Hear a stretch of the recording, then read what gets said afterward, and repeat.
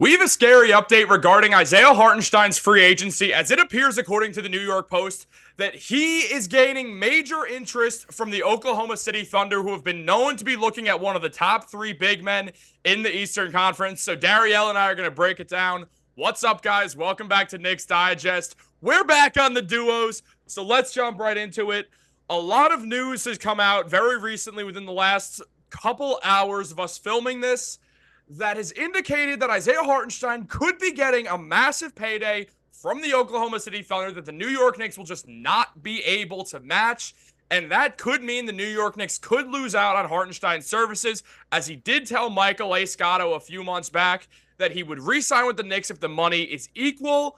But there's a good chance that money won't be equal. And Dariel, there's a world where the Thunder just try to outbid the Knicks and give him 20 plus million per year to steal the New York Knicks starting center away from them. Isaiah Hartenstein has grown to gain my respect. He has grown to gain my affection because the true starting center that we have on our team, Mitchell Robinson, you kind of know how I feel about him. You kind of know how I feel about every professional basketball player. I think you should be able to bring something to the table offensively. I don't care. I don't care if it's a baby jump hook. I don't care if it's a hook shot. I don't care.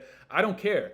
That's what Mitchell Robinson is not able to provide. And as much as he is our defensive anchor, Isaiah Hartenstein, he's a little bit better of an all-around player. He could put the ball on the floor. He has a little mid-range floater. He could create plays for others. He can create plays for himself. So listen, man, if you're gonna ask me point blank, period, am I a little nervous about losing Isaiah Hartenstein? The answer to your question would be yes, because Mitchell Robinson, man, I think it's time to face facts. Like, he's an injury prone player. Like, every season he's gonna miss what, a minimum 20 to 25 games. I think you could lock that in, man, and that sucks to say, but if Mitchell Robinson is gonna miss a minimum of 20 to 25 games, and we're not gonna have a good backup center like Isaiah Hartenstein on our team, who are we gonna sign? Who are we gonna get? And Isaiah Hartenstein has proven to be, one, a starting center in this league, but in the backup center position, we've seen him thrive. This last season with the Knicks, with the Clippers, was he starting or was he a backup?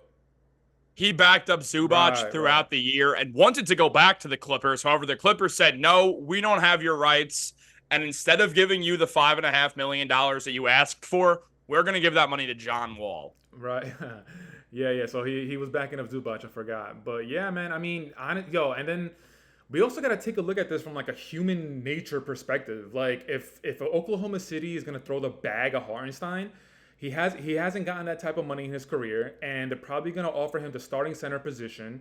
And again, like I just said, the human nature perspective is like, oh, all this money is for me, and I'm gonna be starting. I'm gonna be the starting center.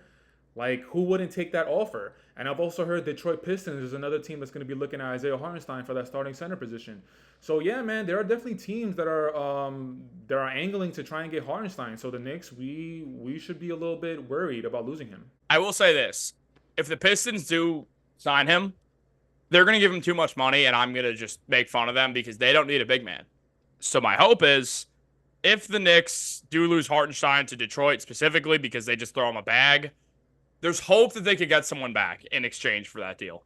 I know he's a free agent. I know it's an outright signing, but there's a world where in the process, the Pistons will throw the Knicks in Isaiah Stewart or some sort, which is a fine consolation prize. But I'm with you here. I don't want to lose Isaiah Hartenstein at all. I understand the way you feel when it comes to you should be able to bring something offensively to the table more than a 41% stat from the free throw line, I'll say, but like like Mitch, but when you think about Mitchell Robinson, he's a great player. I know the offense is bad, and the injury prone thing is the scariest part of Mitch's game. Something that goes unsung is how much better Isaiah Hartenstein fits with this team than Mitch does. I love Mitch off the bench. I love Mitch as a starter because we saw Hartenstein just get absolutely exposed by Joel Embiid. And exposed isn't even the right word because Joel Embiid's not exposing Hartenstein as a bad player. Joel Embiid's being an NBA superstar. That's what was happening. And Mitch is bigger than Hartenstein. He's a better defender than Hartenstein. So when Mitch came in, it was great to see. But then Mitch got hurt. And yes, Joel Embiid grabbed him and did something real screwed up. But in the process, most of the time when we look at the Knicks, we're looking at Hartenstein as the starting center because what he brings to the table benefits the Knicks so much more because you have OG Anunoby. You have him who can be that elite help defensive player where maybe you don't always need Mitch as much because of Hartenstein. Now, I'm not saying that I want to lose Mitch. I've said on a ton of videos, I think there's a very good chance the Knicks trade up in the draft to draft a solid center. And then with that, then move on from Mitch to save some money in the process. Does that mean I want that to happen? No, I love Mitch on this team. I love him. He's maybe my favorite player on the Knicks because of how long he's been here, and I've just had so much fun watching him even through the dark ages. But when you look at Hartenstein, he's just a better fit with Jalen Brunson. This team is a team built around Brunson. It's always going to be that way. Even if the Knicks, who are targeting a Giannis-level player with their draft picks, and for the sake of it, let's just say that player even is Giannis or even a Devin Booker or something like that, the team is still going to be Jalen Brunson's team. That's not going to change. Yeah. And with that in mind, you have to target Hartenstein. You have to prioritize Hartenstein over Mitchell Robinson. But the problem is only having those early bird rights, you can't go over 4 years, $72.5 million. If the Thunder decide, look, we don't like Valanciunas' fit as much. We don't think Nick Claxton is better for our team or better in general than Isaiah Hartenstein. Let's, first things first, go out there, take Hartenstein from the Knicks, weaken up a team that could easily go to the NBA Finals with the roster they had this year. And if they were healthy, I think the Celtics are just not that good. I think the Knicks would have beaten them. I think Jason Tatum's probably not a top 10 player in the NBA at this point. Nah, chill. You're bugging. He's top five. I can name... And he's top 5. He's having a rough 2 games, man. He's had a rough playoff history. I mean, no, I get that, but to say that he's not top 10, that's absolutely blasphemy. Chill. You can't do that. I think there's 10 players in the NBA you could easily say are better than Jason Tatum. I mean, do you want to do it right now, real quick? All right, I'll real quick because we haven't been on a duo in a minute. I'll throw 10 players that I think are plausibly better than Jason Tatum. And Jokic, Luka, Giannis, yes, I am reading this off for people who can clearly see my phone right here. Embiid, Brunson, Shea, LeBron, Devin Booker, and Steph Curry are all better. That is 9. That's 9. So at best, Jason Tatum is the 10th player in the league. You can also put Kevin Durant, Anthony Edwards, and Anthony Davis over him if you want to. Oh my God. Okay, that's a lot of information to take in. First of all, Devin Booker, no. Okay, so if I take Devin Booker out, that's what, 8 players ahead of Jason Tatum.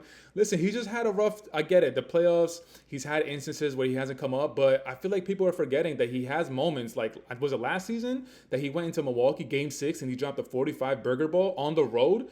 Like, I feel like Jason Tatum is getting the short end of the stick. But this is not a Boston Celtics YouTube channel. What I want to ask you, going back to the Knicks, is, it looks like we're going to have to make a decision between OG and Hartenstein. Is that fair to say, or are we going to be able to sign them both? So you can sign them both. You're going to go over the first apron. Right. If you trade Mitch, you can prevent from going over the first apron. The first apron is not the biggest deal in the world. There's a few restrictions here and there. It's nothing major. You could still work out trades. You could use your trade. You could use all your trade exceptions. You can use trade clauses. Dude, that first apron stuff is confusing, bro. It is, because almost nothing changes. It just makes your life a little bit harder because you're really in the luxury tax.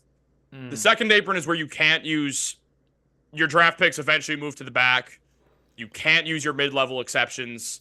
Your trades have to be very, very even on salary, where you can't get a little cheeky with it. The second apron is what you worry about, but the Knicks cannot get in the second apron this summer. There's just no way. Even if they use the entirety of their taxpayer mid-level exception or non-taxpayer mid-level exception, I don't know which one it is this summer, they will not be in over the second apron. They're looking for trades. What's OG looking for in his deal? 4 years? OG's going to ask for 5 years, 40 per year, and the Knicks are going to give him something that's probably upwards or fully worth 5 years, and I'd say somewhere around $36 million per year if he hits incentives. He's been too injury prone that he's not going to get a fully guaranteed contract. It's $180 per year. If you do 5 years, 36. My math was horrible. So, okay. And what was Hartenstein looking for? Do you remember? Hartenstein's max that he can be paid by the Knicks is 4 years and $72.5 million, which is around 15. We'll call it 15. No, sorry. Now my math is horrible. It's around 18. So If a team wants to give Hartenstein $25 million, I'll be honest, I don't think he's worth that. I just don't see it. I don't think he's worth $25 million. Is he worth 20? But he's worth more to the Knicks than the Thunder, which is my hope. But the Thunder have money that they could just spend. I mean, but the thing is, you saying that he's worth more to the Knicks than the Thunder, I don't know if I would agree with that, because if you watch that series against Dallas, in my opinion, the only reason why they lost that series is because they didn't have enough bigs. And time and time again, I agree. Yeah, time and time again, they kept coming up short on timely like rebounds. And the only big that they had was Chet Holmgren. And Chet Holmgren is skinnier than a freaking twig. They needed another backup center, which is why in the trade deadline when they went for Gordon Hayward, I still didn't understand that. And Sam Presti has come out and said that he made a mistake, which is kind of rare. But yeah, man. So as far as saying that Hartenstein is more valuable to the Knicks than the Thunder, I don't know if I'd agree with that. But the reason I say that is because I think the Thunder, if you're looking at it from their perspective, I think it makes way more sense to throw 2 years with a team option on your third year and $5 million per year to Andre Drummond. I just think that makes more sense for them. Is Hartenstein better than Drummond? Yeah, but if you want to save money and make a trade, I think that would be the sensible move for the Thunder.